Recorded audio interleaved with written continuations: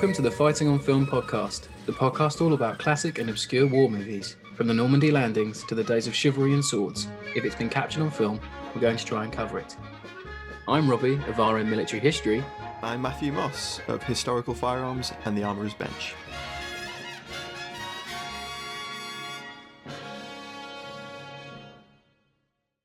Hello everyone, welcome back to another episode of Fighting on Film. We come to you today from a sweltering British summer with a heat wave that is unlike anything we've experienced in quite a while. So naturally we are going to cover When Trumpets Fade, a film set in November 1944. Significantly cooler. Yeah. And an interesting one, I think. I don't think I could have stomached sitting through something set in the desert. I think it would have made me feel 10 times more hot. I know. Yeah. Oh my God. I think this is probably a good choice. So, When Trumpets Fade, directed by John Irvin, who we've already covered one of his films before, The Dogs of War. We have, yeah. We had Vic on for that one. And we haven't covered, but we will be eventually, Hamburger Hill. Yeah, it's one of my all-time favourites. It's a great movie. I've mentioned it a few times. I love it. And this is in the John Irvin trilogy of movies. This is, I think, it's the weak link. I hate to say early on. I think that's fair to say. Yeah, it's just Hamburger Hill's the best of the three, I think. Mm-hmm. It's Hamburger, Dogs of War, Trumpets. Yeah, it's a shame. 1998 release, and we'll rattle through some of the cast quickly and get deeper into it because I think we've got a lot to say this week on this one. We've got Ron Eldrad as private, then sergeant, then second lieutenant or lieutenant. David Manning. Yeah. He basically goes from being the only survivor of his squad through to being the leader of the platoon, more or less. Against his will. Against his will. Very much against his will. Then we've got Zak Orth, who plays Sandy Sanderson, who's a new guy, an FNG. Then we've got Frank Whaley, who plays Corporal Chamberlain, who's a medic. He was Brett in Pulp Fiction. No. Yep. I did not clock that. Who else we got? We got Dylan Bruno as Sergeant Talbot, who is the other squad leader in the platoon. Mm-hmm. Devon Gummersall, who plays Private Lonnie, is another replacement. There's a couple of those. We've got Dan Futterman, who's also playing another replacement. Stephen Petraka, who plays Private Baxter, who gets significantly warmer ending to his. Oh gosh, yeah, he does. Then we've got Dwight Yoakam, who plays Lieutenant Colonel Rickman, the battalion commander, who we see briefly. He's a massively famous American country singer. No way. Yeah, big, famous, loads of albums, loads of stuff, yeah. Then we've got Martin Donovan, who plays Captain Pritchett, who's the sort of company commander who's trying to hold everything together. Mm-hmm. Then we have Timothy Olyphant, who plays Lieutenant Lucas, who is the platoon leader that basically loses it. And completely. a really early role for him. Like he's really young in it. Yeah. And he seems like he's been around forever as well. Does really, doesn't it? I mean, most recently, he absolutely smashed out the park in Once Upon a Time in Hollywood. He's really good in that little cameo. Yeah, he is. Yeah. Jeffrey Donovan plays Private Miller, who is Bobby at the beginning of the movie. And then we have a really interesting appearance from Bobby Cannavale as the new company commander. Comes in towards the end of the movie and it's a bit jarring to see him in a straight role. Yeah, he's like the big name, isn't he? He's the biggest star. Well, he is. I suppose he's probably the best known now. Exactly. Not then, but now. Because this is where the problem starts for me with this movie. Is the cast is just a bit... There's something lacking in the cast there. I know Ron Eldrad, he'd been in a American remake of Men Behaving Badly and dropped out of it. Yeah. And then later on in his career, he was in Black Hawk Down. He was, yeah. He was Warrant Officer Michael Durant, I think. There you go, exactly, yeah. And it's just he's good. He's good in it. He carries the film, I think, a little bit at times because there's he does what he can with what he's got. I think. Yeah, it suffers, I think, a lot from having a lot of characters that just don't do much, and they're sort of in it for a little bit, and no one's got enough to do. So Manning is doing a lot of the work himself, I think, to continue the plot along. Yeah, well, I suppose that's a good point to jump in and run over the plot briefly. So it's set during the Battle of Hürtgen Forest, as I might have mentioned. And it follows a squad, or the remnants of a squad. Well, it basically just follows Manning, really, doesn't it? Pretty much. It's Manning's story, and there's all people around that affect it. That's how it feels. Yeah. So he's promoted from being a squad leader through to being the platoon leader. And it's all during the meat grinder of the Hürtgen Forest, the battle to take that and break through the Siegfried line. And there's a couple of like battalion-sized attacks that are portrayed in the movie. And then there's towards the end of the film, it becomes sort of like men on a mission where they have to go and knock out some tanks. And there's some 88s that need knocking out before one of the big attacks. And it's kind of that classic sort of like larger set piece. And then it sort of focuses down onto a group of men. Yeah. At the very end of the movie. It wants to show a lot of scale. And I think the nature of the beast of the made-for-TV, we'll get into production in a minute, but the nature of the TV made-for-TV movie beast is that you can't quite pull everything off. And I think this movie is guilty It's of ambitious. that. For sure. It's an ambitious movie, but it puts all its eggs in a lot of different baskets where it should lump its eggs in one and tell more of a coherent. If they'd gone for like a tighter sort of just a squad-based, just used some of those larger sort of sets as, to create mise-en-scène and atmosphere, then because some of the best parts of the film are the parts where it's just that squad. So there's a section where they're on patrol in a fog-bound wood, and it's very effective. Like that's one of the better parts. Is it's reminiscent of Battleground, etc. I was waiting until when we would mention Battleground. It's becoming a bit of a trope. You have to kind of like you can't not mention Battleground, really, can you? With this period of the war, it does work, yeah. And it's it's one of those original OG war movies that is influenced so much. Concentrating on the squad would have been enough because they're interesting enough. You've got Manning's the new leader who doesn't want to be a leader. He gets field promoted. He even says, "I'm completely the wrong man for the job." To his CO. So when I fuck this up, is it your fault or mine? Yeah, exactly. Basically. He has some great lines, and he's a complex character. His character is brooding and it's complex. He wants to survive. He doesn't really want to stick his neck out for anyone or anything. And there is a little bit of evolution within that character towards the end of the film, but kind of just follows a man that wants to survive. And that's fair enough. That's war. And I can completely empathize with that. But it's interesting because I just feel like perhaps he's more of an anti-hero than a hero. I think you're right. He does seem more of an anti-hero, especially some of the actions, some of the things he does during the movie. Yeah. So the first time we see him, he's carrying his mate who's been hit or been burned in the face quite severely. And he's carrying him back to American lines.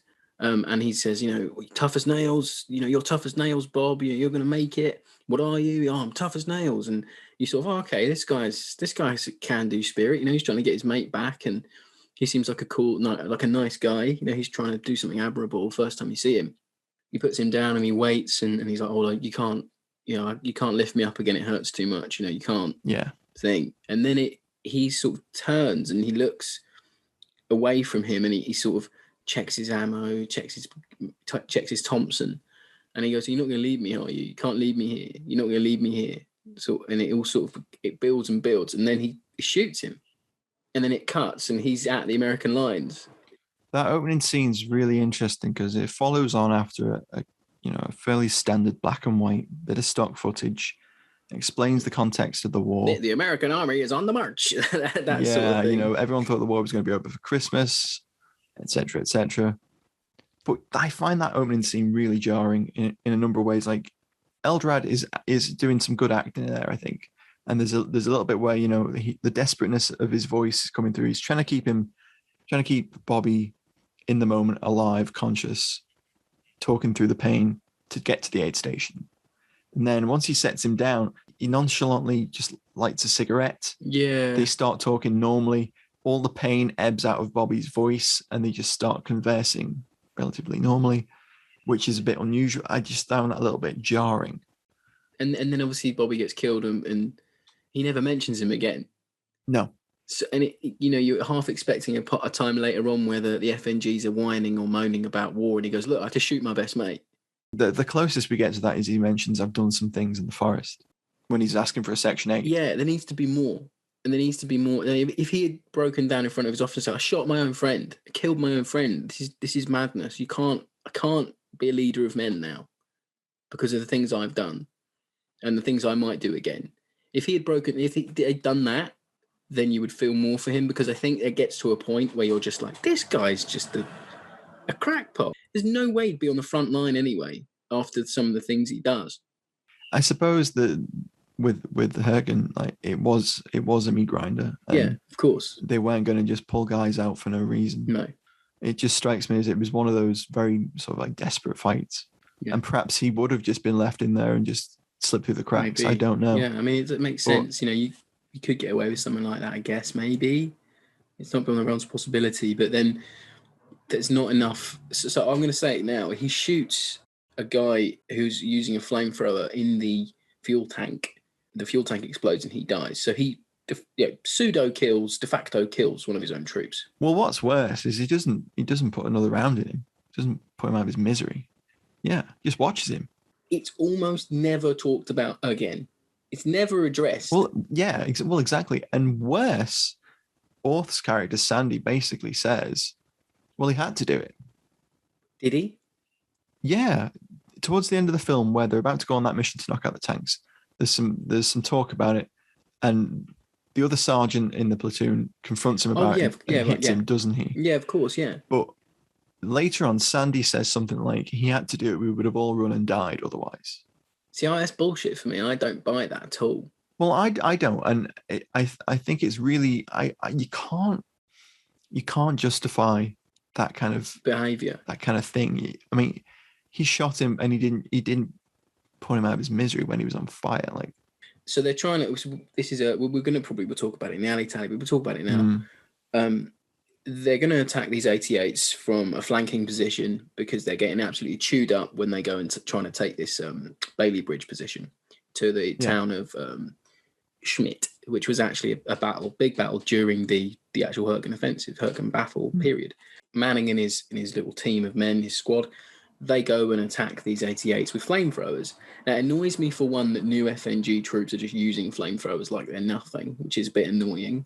I'm not sure if that is 100% correct. It's an odd choice of weapon for that job anyway. A little bit, yeah. It doesn't really make sense. They aren't bunkers. No. I don't. It was obviously a cinematic choice. And then just to quickly say, this whole taking a in placed position sequence is going to be absolutely topped by Band of Brothers, like 3 years later on HBO anyway. So that'll be in production. I'll mention that again. They're taking out these 88s, and they're trying to with these flamethrowers. And is it Baxter? Baxter, yeah, cowering next to a tree, and the Germans start shooting at them. So all hell's breaking loose around. Manning's, giving back with Thompson, firing grenades, and Baxter's like, "Fuck this shit, man! Fuck this shit!" And he just gets up and sort of runs around like a bit of a Madden. Yeah, he runs towards them, and then he gets shot at, or the 88 aims at him. Yeah, which is a bit stupid. The cutting, the editing at times is weird sometimes as well, and it doesn't help. And then he just cool as you like, just pops one in the fuel tank. Well, first off, why doesn't he shoot him with the Thompson? Yeah, just give him a lick. Why does he draw his pistol to do that? It's. And why is he letting burn? That's what I can't get past. But what's his reasoning? So this is one of the sticking points. What's the reasoning for that? Well, the film's reasoning for it seems to be that because Sandy literally voices it, he says, we would have all run and died if he hadn't done that. He had to do it. So what, to like rally the troops sort of thing? So, well, it's sort of like blocking battalion sort of stuff, isn't it? A little bit, yeah. It's a little bit block, yeah. It's a little bit. Yeah, that sequence annoys me. I watched the movie 3 times this week. And every time I'm trying to justify it, every time I'm trying to think of, okay, there's a reason, I'm just like, I can't. The classic writing a film, or the classic way you do these sort of characters, if someone kills someone who shouldn't be killed, then they have to be killed themselves. That's just classic movie cliche. If bad guy kills good guy, bad guy dies by the end of the movie. Yet in this film, where there's no redemption for the viewer, if you're pissed off at Manning for doing what he does, and on some level, I really, really was like, what the hell, this guy shouldn't be allowed to survive this movie because of the horrible things he's done to just innocent men. And at the end, he gets walked out of the forest. To jump ahead to the ending, I mean, does Manning die? Because he loses consciousness with Sandy. It's heavily implied. It's heavily implied that he might die, and it's heavily implied also that it's a parallel to the beginning of the movie, and perhaps, I don't know. I think we'll talk more about that at the end. But I suppose we should talk a little bit about how this film was actually made, because it's an interesting thing, because it's an HBO production, and it comes out literally 4 months before Saving Private Ryan, which is a genre redefining movie. So this comes out on the 27th of June, 1998. Saving Private Ryan is released in September. So it predates that. Obviously predates Band of Brothers, that would be, go down in history as one of the greatest miniseries of television, not even the war movie genre or the war genre, but just as a piece of television. And HBO itself is in a weird time during this period. So the Larry Saunders show, which was like a big sitcom, has just ended. Sex and the City has just started. The Sopranos is going to be releasing in January of 99. So this film comes out at a really sort of weird moment on HBO. Now, I'm not going into really the history of HBO very often, but I just think it sits in a funny little place within sort of TV history. It's in an unfair position because it's going to get looked at with all these other these late 90s works that come out in the war movie genre, in the war movie sphere. And I think it's unfair that it's the first sort of, it's the first offering to the gods sort of thing. And it's like almost the weakest thing. So we get Trumpets Fade in June, and we get Saving Private Ryan in September, and then in December we get The Thin Red Line. So we get a succession of big budget World War II movies looking back on the conflict. It's just like when the war movie genre probably takes off again. Yeah, there's certainly a resurgence, and I did wonder whether HBO had heard that Spielberg had Saving Private Ryan in the making. Quite possibly. Was looking to put out their own World War II movie around the time. They had done a few war flicks. They did one called Vietnam Story, which I think came out in the late 80s, early 90s. And then in 95, they did Tuskegee Airmen. It's an interesting movie in terms of production value. We talked about this before we started recording, that it kind of sits between TV movie of the classic sort of like cheap TV movie and theatrical release. It can't sort of drag itself up on either. It looks too. It's certainly better than a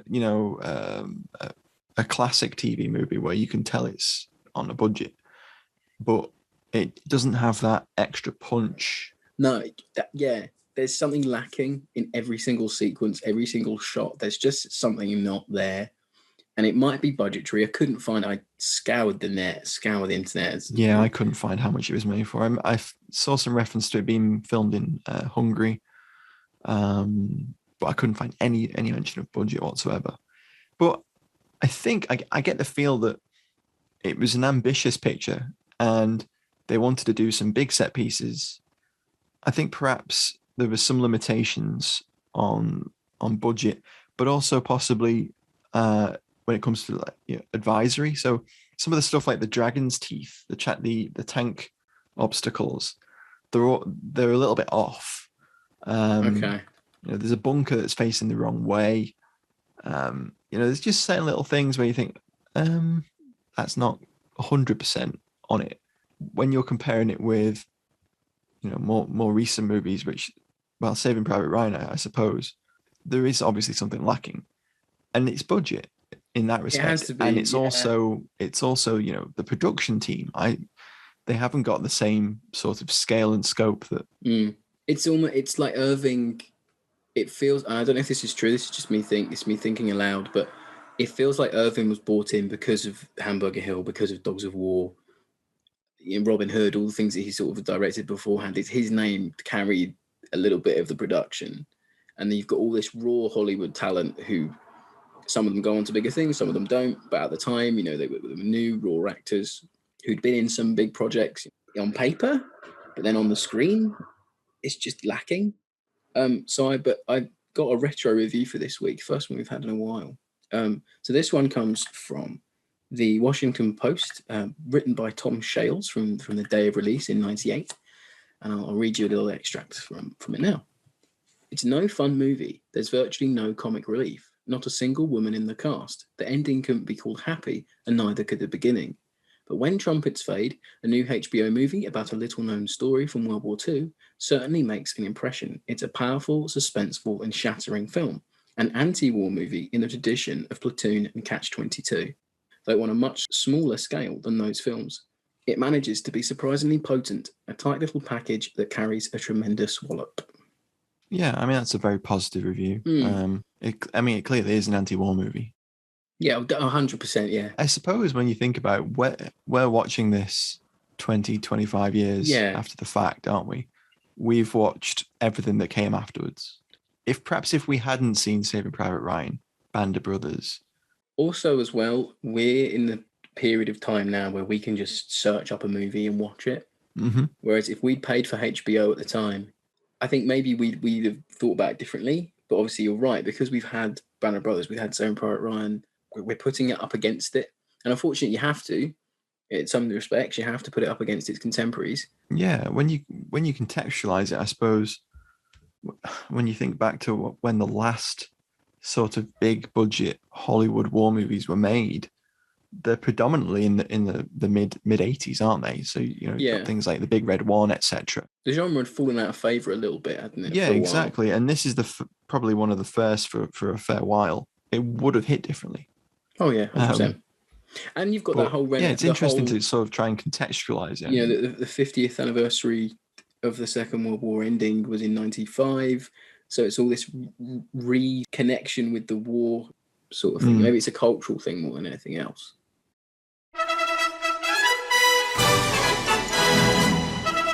It's time for Alley Tally on Fighting on Film.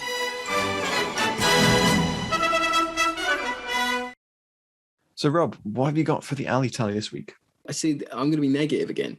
Now, I know what Matt's alley is this week. I'm not going to ruin it. I'll let him do his own alley. But, you've got M1A1 Thompsons, you've got M1 Garands, BARs, M1 Carbines. It's all pretty standard American infantry fare. It's a movie about infantry.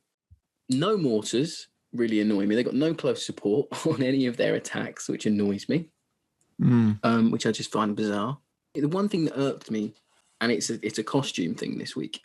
Okay. Germans are all in field grey uniforms, and that annoys me anyway because that's sort of trope from the 60s and 70s where every German troop was in field grey uniforms. And obviously, I'm going to say again, I know what you mean. Yeah. Saving Private Ryan a couple of years later has Germans in actual what they would have more likely been wearing on the Western Front at that time. Different sort of smocks and jackets and all things are coming in. Yeah, a bit of fleck-tarn. Smocks and stuff. Things like that, a little bit more accurate. And obviously, I think we said in production, it's more of a budgetary thing. But the thing that annoys me the most, nearly all the American soldiers are all wearing the exact same uniform, the exact same thing. And it's really cookie cutter.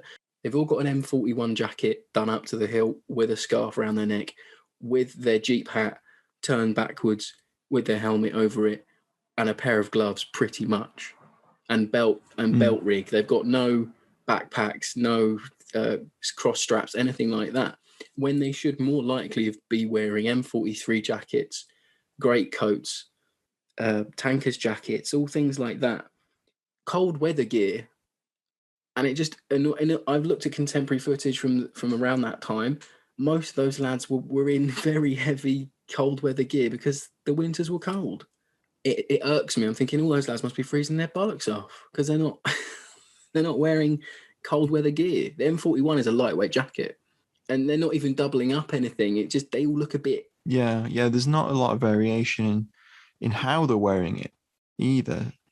So as you said, all the Jeep hats are on backwards because obviously someone in the costume department's gone, put those on backwards. The historical advisor has said, put them on backwards. Yeah. That's what they did. That kind of thing. You get that sort of like vibe. There's no bandoliers. There's no sort of personalization of kit, which Exactly. it's not. It's the exception, not the norm. But it would have been nice, maybe if Manning being our main character. Even amongst the principal cast, it's the same. I think only the officers have the greatcoats, which is another thing that annoys me because I'm like, they're general issue. Everyone gets a greatcoat usually. Yeah. It's just that sort of attention to detail thing that irks me. It might not annoy anyone else. I might be the only one that's thinking it, but for this week, it irked me a little bit.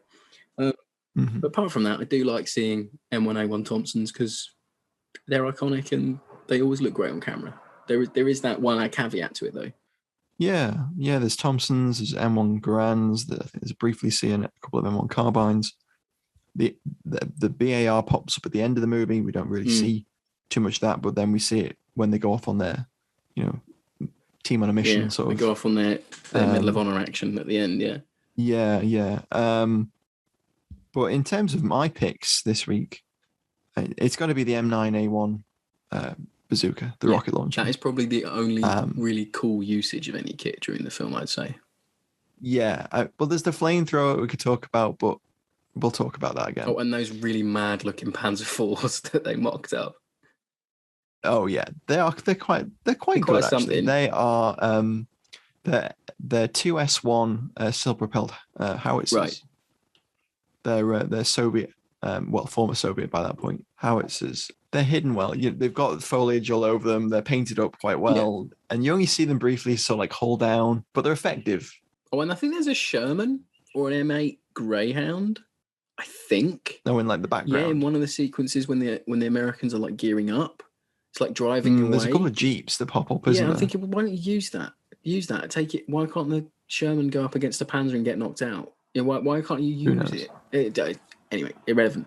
Well, yeah, those tanks that you mentioned there become sort of the crux of the end of the movie, don't they? They are almost like the main antagonist at certain points, aren't they? Yeah, exactly. Well, they are. Because there's almost no German infantry in this movie. No, there's a patrol that you see briefly, and then you see some chaps pop up now and then with MP40s and K98Ks. There's a throwaway line that one of the officers says where he goes, "Oh, the Germans aren't bringing up their infantry because they're low on replacements too, so they're going to hope their 88s do most of the damage."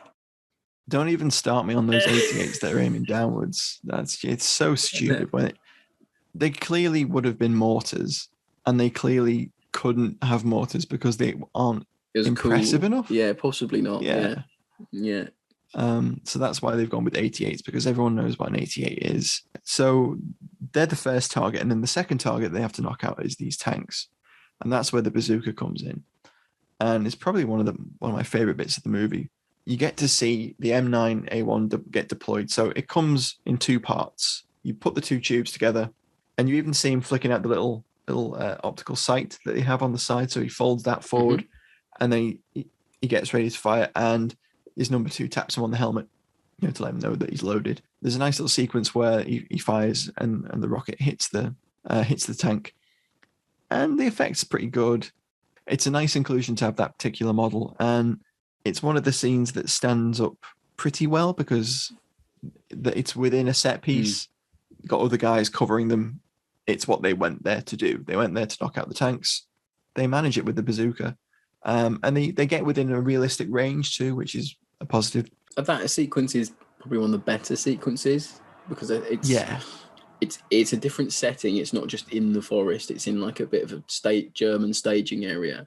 Yeah, it's part of a more impressive set piece where one of the guys throws a satchel charge into the back of it. That's nice. An arrow That's truck. Manning, isn't it? He It is, yeah, I believe it is, yeah. And he chases after it and then throws it in the back. Thank God the Germans weren't looking in the mirrors. And that goes up pretty impressively with some practical effects. Yeah, they save their pyrotechnic budget for that sequence. It looks a little model worky to me. It could I can't decide whether it is. There's a couple of angles that look a little bit like it was model work. But if it was model work, it was very good model work. I'm never opposed to a good No, we love it. It's always as everyone knows. So yeah, it was nice to see the satchel charge and the M9A1 bazooka. So they were my picks. What did you think about the flamethrower sequences? because those flamethrowers burn for an incredibly long time, don't they? And in the early hours, listeners, after we record, me and Matt usually just chat away, have a beer, talk shop a bit. And Matt always goes, I always mention something, and Matt's like, you do know, Rob, that a flamethrower only burns for like 2 minutes or something like that. And I'm always just like, oh, wow, that'll be useful when we do a flamethrower sequence. And then I'm watching this. The lad's just got like unlimited fuel on him. It's just crazy. After Baxter gets killed, Warren Sandy, he plucks up the courage, gripped by fear, and starts running at the 88 positions with his flamethrower. But as they run, it's like the flamethrower has been set like automatically by the armorer to always be on. They're supposed to be M2 flamethrowers because they've got those 2 parallel tanks. Very recognizable sort of 2 pistol gripped projector. Projector, yeah. Thank you. I couldn't think of the word then. They typically have a burn time of about 7 to 10 seconds. Okay. and in the movie, they charge forward firing the thing when they are nowhere near the 88. And he's moving it all around the shop, and he's flailing around with it. And because it doesn't, the stream, if you watch the sequence, the stream doesn't stop. So I wonder if, obviously they're using more modern fuel methods or something like that to get the burn, but quite possibly the stream of the actual flame coming out, it doesn't stop. And when he moves around, it sort of looks off to me, and there's a bit where he stumbles and it cuts and he's shooting at the floor, and he still hasn't. I'm like, you need to take your hand off the trigger, surely. So I reckon they've been set by the armor just to be on. Possibly. Maybe. I mean, obviously they're supposed to be new guys. Yeah. They're raw recruits. Well, they're not recruits, but they're raw soldiers. They act like raw recruits. They act like they've never been to training in some parts of the movie. Yeah, I know. There's some bits where it's just like, did they go to basic? Yeah, exactly. But did you watch Private Snafu? I wouldn't have given them a flamethrower. No.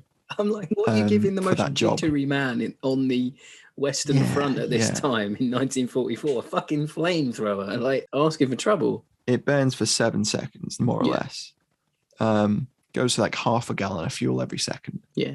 That's multiple takes, or as you said, there might be a system set up, an external tank featherweight, and they're pumping it through. Perhaps that's how they did that, but I suppose to the average viewer, you wouldn't know that a flamethrower would run out within seconds. I only know because you've told me. So ruined it for you.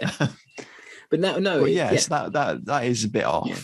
And I mean, firstly, it grates on me a little bit because it's a weird weapon for that task. It's not a bunker, which is typically what they were used for. And then the way that it's been employed, you wouldn't charge screaming firing over open country, firing because surely the flame would come back and hit you. Well, yeah, it's fire and maneuver. You would keep them pinned down. You would crawl forward, and then you would open up when you're within the 40-meter range. I think they have. They aren't a super long range weapon. He's doing the movie thing where you get up real close and burn someone alive. That sort of thing. Like using it like a machine gun almost. He runs through that emplacement, burning everything, and it's his screaming sort of really detracts from that sequence. It's really his delivery odd. I feel sorry for the actor because I don't think it's him. I don't think he's the issue. I think it's he's probably been directed to. Yeah, it's the direction to do that, or the scripting that comes in, and he's like I'm like, well, okay, calm down, it's all right. You're the one that the Germans should be screaming at you because you're the one with the flamethrower. I mean, it's not outlandish. I can imagine the trauma of seeing a man burn to death. Of course. And then having to charge towards the enemy with, I don't know how many gallons worth of petrol on your back. His motivation is actually, come to think of it, if I don't go and do this, Manning's going to shoot me. Actually, that's unfair. You scream away, mate. Your CO's going to shoot you.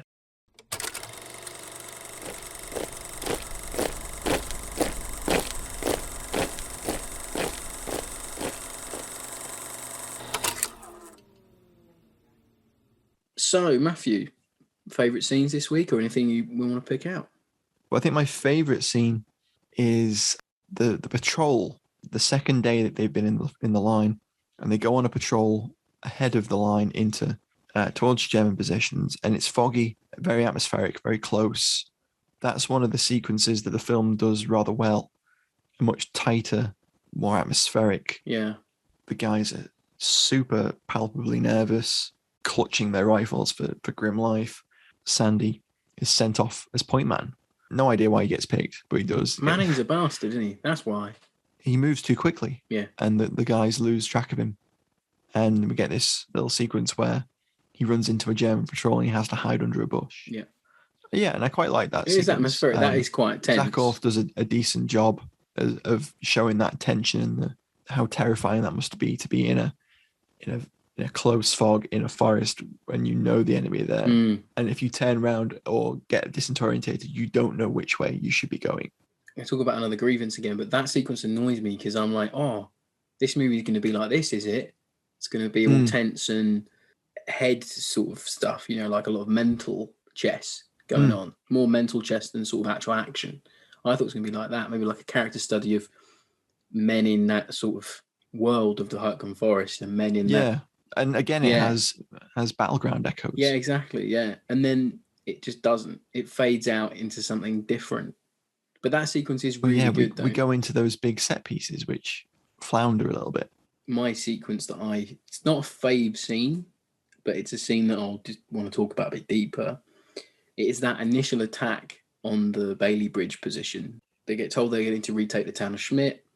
Which is a quarry. Yeah, it looks like a quarry a little bit. It's filmed in like a bit of definitely a quarry. It's a Hungarian quarry. Yeah, it's got to be. Yeah, with a green bit of green metal over it to look like a Bailey Bridge. Is that a real Bailey Bridge? I don't think it was. It looks like a decent mock-up of Bailey Bridge. It's not a bad mock-up of Bailey Bridge. Yeah, okay. Yeah. They go and attack, but they walk in a big line like it's the Great War. So like something out of a Great War film. They do it in the first attack as well, don't they? They walk into that minefield. They're attacking in lines. There's a whistle gets blown to signal the go. Like, do they not have radios? Yeah, they do have radios. Could you see them in the next sequence when they're calling in each other on radios to say, you need to get going and, it's hell down here. Yes, exactly. So why they blowing a whistle? We move in 5 minutes. We move in 5 minutes. Why are they whispering? They literally stood at the Siegfried line, which is shown to be behind the lines anyway. You'd want your men to know if you were going to do an attack. You'd want them to know. Yeah, so the sergeant could just walk down the line going, we're going in 5. Going in 5, yeah. What gets on my nerves about that part is it could have been better. It is what I'm thinking. I mean, and we're not even onto the bit that you're talking about. This is the first big attack. So they walk into a minefield. And this is based on, I think... Oh, no, that's what I mean. I mean that bit. Oh, right. Okay, so you don't mean the Bailey Bridge bit then? Oh, no, I just mean that they were initially going to the Bailey Bridge, weren't they? They didn't get there. So I get you. So that first attack, well, it's not really an attack, it's an advance. They move from the Siegfried line, like I mentioned, and they walk through a minefield, and it's kind of, I think, based on something that did occur during the initial attack on, I think, November 2nd. Where the 109th Infantry advanced and went into a minefield, which they weren't expecting. Yep. And I do like that scene in the respect that represents S-mines quite well. That bit is good. I was about to say, that bit is... Yeah, you see the little spiky S-mines. And they should have known. Why didn't they know that? I think what's happened is they've slightly messed up the chronology of the battle. Okay. That should have been before they got into the front line and we're going on that patrol, because they go through the Siegfried line. Yeah, that bit should be earlier. So I think that is a bit of a mistake there. But yeah, I quite like the minefield. That is tense. Yeah, it's tense. It's a little bit tropey, but it looks good though. There's only so many ways you can represent a minefield. Yeah, it's a nice little thing. You get a boot coming down, you see the little top of the S mine, and you're like, oh, he's gonna step on it. Oh no! And you sort of will they, won't they? And the guy that does eventually stand on it's proper clomping his way through that minefield. But then you get a really nice shot of a guy who's clearly been hit and he's clawing at the ground. But I just wish there'd been more of that. Yeah, I agree. It's quite visceral as well, because there's a number of guys that are decapitated, their legs are blown off, and it's quite visceral in that respect, and it does show the chaos quite well. And as you say, those little close-ups of the fingers going into the soil is far more effective than Sanderson's character running through the minefield screaming again. So he gets blown off his feet by a shockwave, and he checks himself and he's fine. And then as he goes to get up, a body falls on him. He just starts screaming, "Get off me! Get off me! Get off me!" and it goes from being like, oh god, okay, get off me, that's not nice to have a dead body on you. It goes from that to like melodrama really quick. Perhaps that's the acting. I know they're going for that combat stress, panic. It doesn't quite work, I don't think. Or it works and then they drum it in too much. Perhaps it goes on a little bit too long, but those fingers clutching the earth, for cover, to ground themselves, as you mentioned, it's more effective. I did like seeing that they try to replicate the Siegfried line with all those dragon's teeth. I think that looked good. The set design is decent enough. Yeah, some of the CP scenes with the officers where he's either getting promoted or shouted at. And like smashed bunkers and things like that. They look good. They do. It's a shame that some of the dialogue and some of the acting choices and the plot is just a bit weak.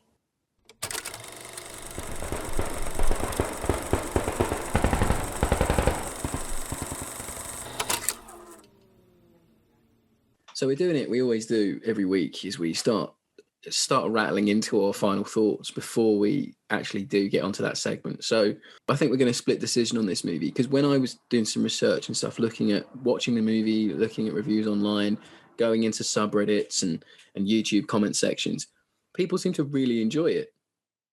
But then there's a band of people that also seem to go, it's actually cliched and it is just as bad as those movies that you're saying that you don't like. People having conversations saying, it's the best movie since sliced bread. It's a really accurate representation in war. It portrays officers as officers are. There's some vets that I saw were commenting on the movie and saying, yeah, this is how officers are in combat.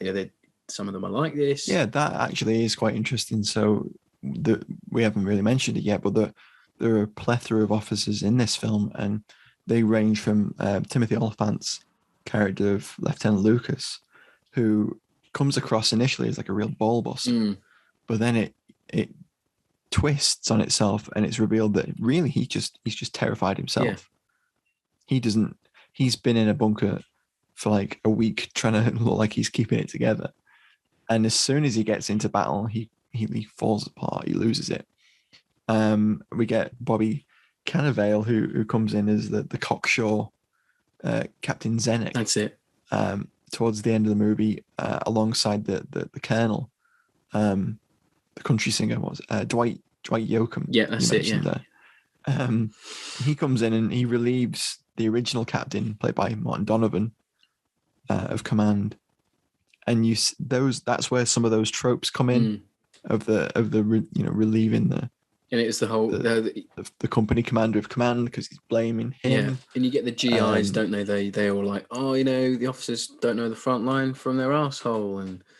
Exactly. And shit flows down, and it's all sort of like regiment shits on battalion. It's battalion that poor shits bloody on infantry cliche coming in, which is there's grains of truth too. But yeah, I think the officer portrayal is interesting, and it's interesting that Manning, when he does eventually become the platoon leader, he's just as fucked up as the rest. Yeah, exactly. Yeah, if not more so. So okay. Well, if he's like this, then. Everyone else is going to... Well, exactly. He's even less capable than any of the other officers, really. But he's trying to get it done. Yeah. So there are some interesting things going on with the characters. But I get the feel that they aren't fully developed. Yeah. I think it must just come down to budget. Or time to make it. And as you've mentioned, I feel like there's a lot of characters that are doing stuff, but they aren't really developing. Some men are only in it to have one little moment, and they're never really seen it. Baxter, yeah. Timothy Olyphant is only there, so at the end he can go and knock out his CO or punch his CO. But apart from that, he screams in a bunker. You don't really see him again. It suffers from having too many smaller characters that don't need to necessarily be in there. Re-roll their roles into some of the main cast and let them do more. I suppose Chamberlain, the medic, is the most developed of the supporting characters. Yeah, I think so. So he's introduced at the beginning, and they're friends because they're equals. They're both privates or corporals. As he gets promoted, the animosity grows. That's it. Partially because of Manning's attitude towards what he's willing to do to win the war. He physically says that he's not willing to risk his put life. himself in danger. Yeah, exactly. Which the medic resents because he's doing it daily. He's running out there without a weapon to try and save men's lives. So when I initially watched this scene, I thought, this is really weird. Why is he turning on him so quickly? But I can see what they were attempting to do to show how the characters have evolved, where now that he's a leader, that attitude of I only want to survive no longer really fits with the role he has to play. Yeah, it has to change. Because you have to step up. You're a leader of men now. These young men are in your hands. You not only do you owe it to yourself to do right by them, but you owe them the right to live and get through it just as much as you, whether you like it or not. It follows Manning's sort of conflicted character arc where he does eventually reach that point where he's willing to go on a dangerous mission to help the rest of the company. Tanks, yeah. Because they go on that mission and it's unsanctioned. They aren't ordered to do it. They go and do it because they know that the officers aren't going to deal with the tanks in a way that is going to protect as many lives as possible. So he kind of does gain that necessary backbone. Yeah, towards the end he does. Of not worrying about only himself, which is a completely legitimate sort of attitude to have in a But I just war. can't let it go the fact that he's killed two men who didn't deserve to die and gets away with it almost. The mercy killing I can understand if it was better portrayed. It's just that scene sort of trails away too quickly, and it doesn't really sell the situation because they have that sort of normal conversation. It goes from him screaming, Bobby at the beginning of the movie screaming, to him sitting down having a cigarette and just conversing normally to "Don't leave me," to then him shooting. Exactly. I found that's a little bit jarring. Yeah, it is, and I've got it in my notes. I found it hard to side with any character. So when the credits roll, I was just a little bit like, oh, okay. Like Manning might die. Yeah, you're not invested. Sandy's too irritating with the screaming. Sandy annoys me. There's bits of his dialogue. It's not the actor's fault. It's the dialogue. It's W.W. Vaught's script. There's just things that some of the moments elsewhere. There's things some of the soldiers say that just don't. It annoys me. Where Sandy gets there and they go, "How did you get here, Sandy?" It's implied they know each other. And he goes, "Oh, a guy like a mile down the road told me to come up this way." It's like, you're a replacement for your division or your platoon or whatever. You will be transferred to where you're going on the back of a GMC or march there in a column. Yep. And you'll know exactly where you're going because he'll fucking tell you. Really annoys me. Yeah, it's kind of unnecessary that little bit. That was a weird introduction to the character. Yeah, it jarred me. There's this little bits of, and it's sort of Sandy's shown sometimes not to know about any soldiering or know what he's doing. And I'm like we said earlier, did you go to basic training? This is all covered in basic training. Yeah, there's bits where he has to be told how to man a foxhole, a forward position. Yeah.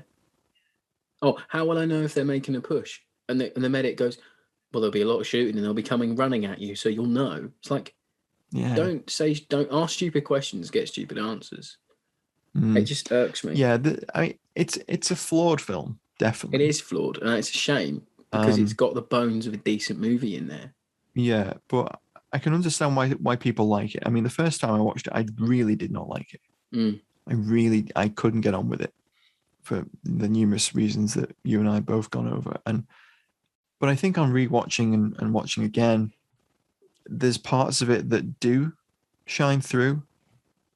So I can appreciate parts of the movie, definitely. But yeah, it's not one of my favorites. Because I'm disappointed. This is my takeaway from it. I'm disappointed because the first time I saw this movie was at Military Odyssey. If you're not from the UK, it's a big reenactment event that is in August every year. And in the evening, when all the public have gone home, sometimes there would be a group, I don't know the group, but they would put on movies projected on a big screen on one of the back of the big trucks. And you could all just It wasn't like it was impromptu. Everyone would just turn up and watch movies and stuff, have a beer and a chat with your friends. And this was one of the movies they put on one night. And I remember really enjoying it 14 years later, 10 years later, don't know how long it's been. Was that the movie that I watched? Sort of thing? Is this the film? Like, I'm really disappointed. You've got a cracking director who should have done better. Almost feel like maybe this is the best he could do with what he had. There's some bits, as I said, there are some bits that work really well. And there are other bits that fall a little bit flat. Yeah. I would recommend it because it documents a part of the war that isn't heavily documented. Exactly. And I think it's commendable that it's a film about the Battle of Hürtgen Forest. Yeah. But then I know there's going to be some people probably on Twitter and stuff who would say, no, you're wrong. You know, it's actually a really good film. And we'd love to hear what you think because we always do. So, yeah, I mean, I think we could prattle on for hours about this one, I think, because there's so much. The trumpets have faded. The trumpets have faded, yeah. So, guys, please do let us know what you thought of the film. Do head over to fightingonfilm.com where we have a comment section where if you're not a user of Twitter or Facebook, because we now have a Facebook page, we always love interacting with you guys on social media. But if you're not a social media user and you have been listening to the podcast, you can go over and let us know your thoughts about the podcast and the movie in the comment sections below each film. Another thing I want to say this week before we finish is we've had a few new Patreons this month and we're just over the moon. Thank you so much. Yeah, really, thank you. Those little running costs that we incur really helps us cover those. And yeah, thank you very much. As always, like, share, subscribe to the podcast on whatever app you're listening on, and we'll catch you again next week. Thanks for listening, guys. Thanks for listening. Bye-bye.